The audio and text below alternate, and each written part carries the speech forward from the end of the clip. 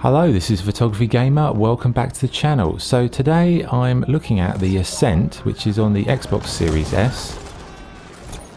Now I'm reviewing this, but I'm a long way off finishing it because I'm playing it through solo and I'm playing it co-op. So today it's going to be like a gameplay video with some first impressions. I'm just going to talk you through what I think about the game and that kind of stuff. So hopefully it'll give you a bit of an idea of what the game's like, but my full review will come probably in a couple of weeks' time. Right, first thing, well, I mean, you can tell just by looking at it, it is a really stunning visual game. I mean, the lighting, the graphics, everything really does have such an immense amount of detail, and it is certainly one of the most impressive visual games I've seen on the Series S. It's not without its problems that I've seen so far, though. Like, there is this, it's not frame rate issues, there's something going on, maybe it's kind of tearing or something. It seems when you're in a busier area, it kind of like has a slight juddery effect, but it's only now and again, and it's not, I wouldn't say it's a deal breaker, but it is slightly irritating if like performance is a problem for you. But anyway, like gameplay wise, it is an isometric shooter, as you can see, but the environment, like, sometimes you're going side to side, sometimes it's back to front, sometimes it's just free roaming. This footage, I think this is like sort of around 10 to 12 hours into the game, so it's starting to get a little bit tricky.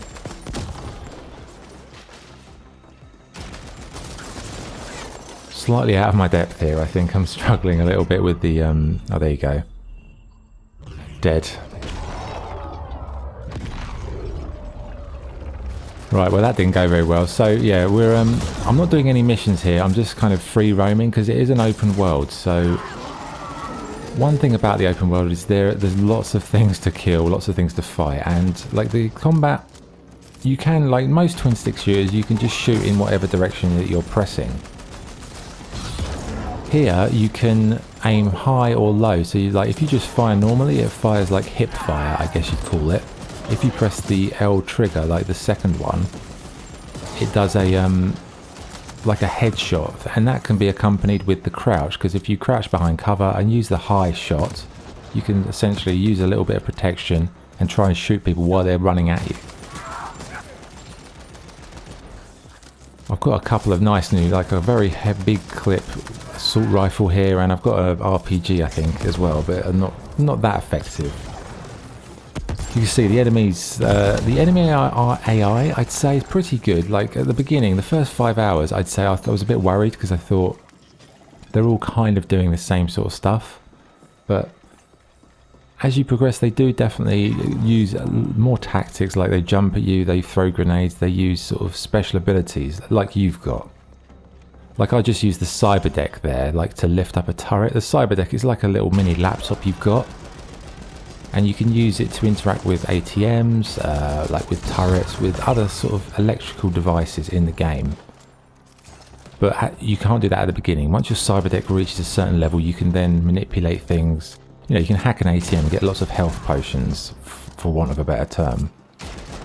So here, using a bit of cover, trying to sort of use the environment to protect myself. Those guys with the names above them, they're bounties. Like if you collect bounties, you can take them back to the kind of the little hub city areas and go to the bartenders. They'll give you some cash. Cash you can spend on upgrading, buying new weapons, armor, augmentations. Like you've got special powers. Like I've got one, I think, equipped like a hydraulic slam, which is like a forearm smash.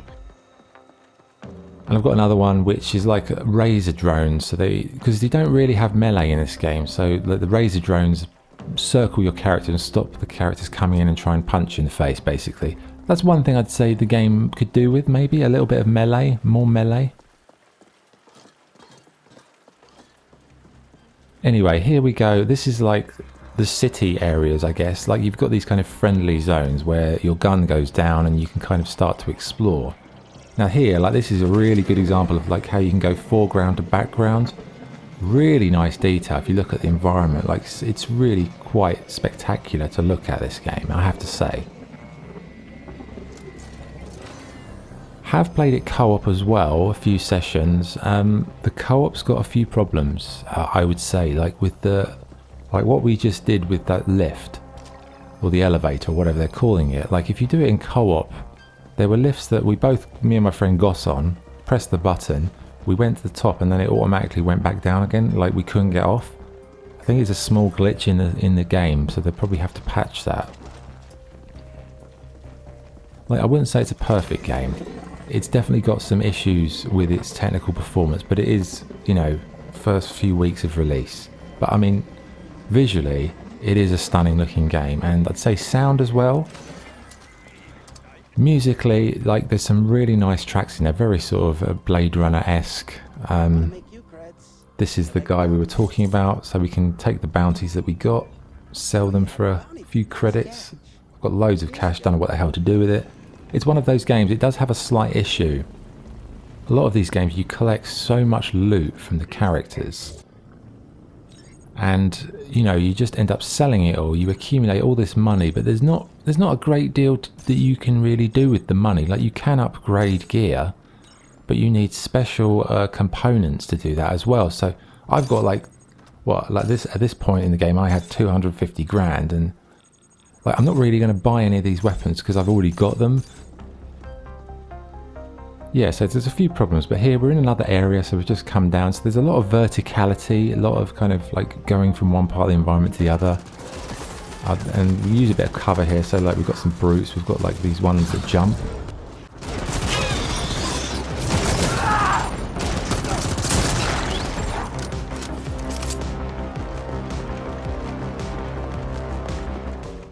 Those are the Razor drones. So yeah, it's very smooth. I have to say, like, it's a very, very playable game. Like, first co-op session, for example, I played with a friend and we played it for 3 hours, and I couldn't even believe the 3 hours had gone. It was so quick.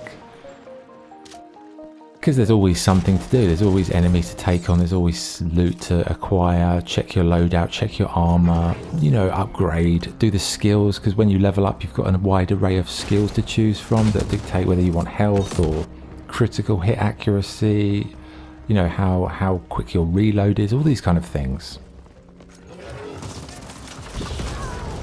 I'd say solo, it's not that difficult. Like, it does get a little bit hectic when you're fighting bosses. Like, some of the bosses, the first time you fight them, you think there's no way you can actually kill them, but once you level up a bit and you've got some better rifles and upgraded guns, it's actually not that bad. But yeah, I'm playing it on normal. I haven't tried it on hard because, you know, I've got to get the review out eventually. That's all boxes with what is that loot? That's like credits. So yeah, there's loads of side missions. There's the main quest, I would say, like, I can't say the main narrative is that interesting. Like, it's not a compelling story. It's more like, you know, here's a mission, go here, kill some stuff, press some switches, collect a few bits and bobs, and then boom, off you go. Pretty much the same for the side quest, but there's loads of side quests, so you can just get lost in the side quest to build your character up. That was a hydraulic slam there. Again, using some cover. Like, I really like how they've used cover because it just adds another element, because most of these twin stick shooters, they're just I think that was a civilian, my bad. Whoops.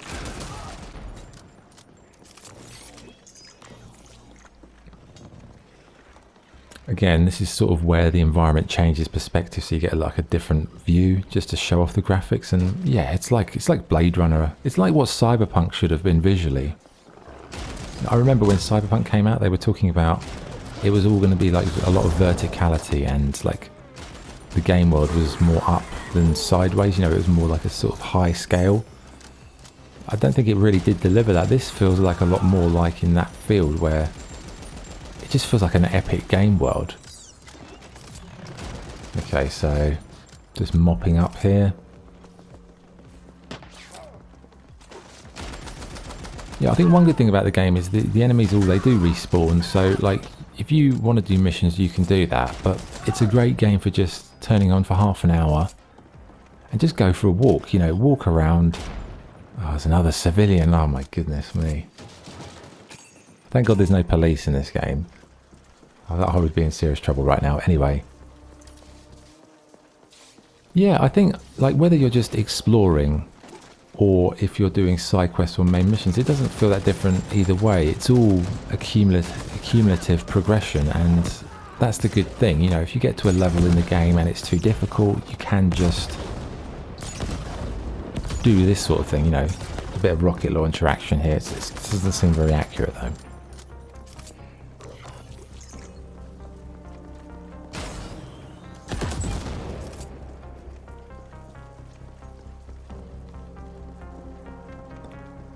Looks familiar. I think I've been here before. There are some really good boss fights. Like the bosses are like huge. I fought this giant mech. That was the cyber deck skill there, so I just hacked it for health for no reason because I'm greedy. Hack that, get a turret. There you go.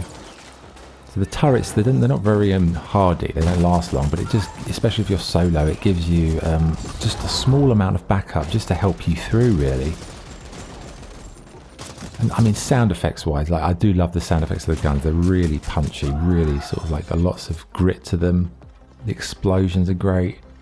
Kind of reminds me a little bit of Gears Tactics, not in this gameplay style, but the top-down nature and the really sort of powerful sound work.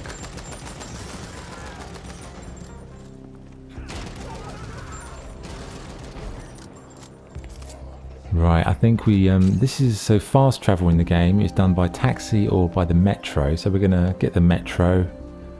Where are we going to go? We'll go to that place. So it is a really, really big map. So you do need to use the fast travel system because, it, you know, walking around killing all the enemies from A to B is fine. But after a while, you might get bored of it. So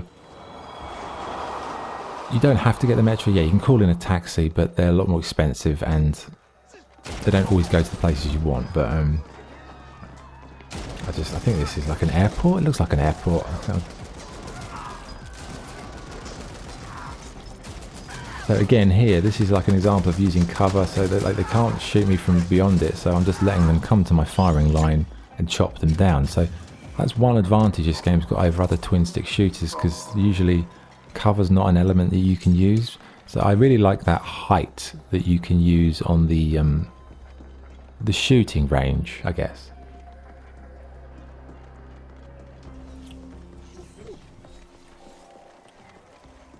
Okay, we're in another zone here. This is one of the hub cities, so I think you just saw there a little bit of technical problems. There is that, whenever you go to these areas, it does slow down a little bit, so this is where you go when you've got, like, you've collected so much armor, so many weapons and all sorts of stuff. It's another one of those games where you do accumulate a lot of money, but there's not a great deal you can do with it that I think is practical. Yes, you can buy these augments and stuff, but they're not that expensive, and I think there needs to be a little bit, maybe like more uses for the money. That would be good. But I mean, here you can see all these multi-leveled areas, and most of these you can actually go down to, so like it's very impressive.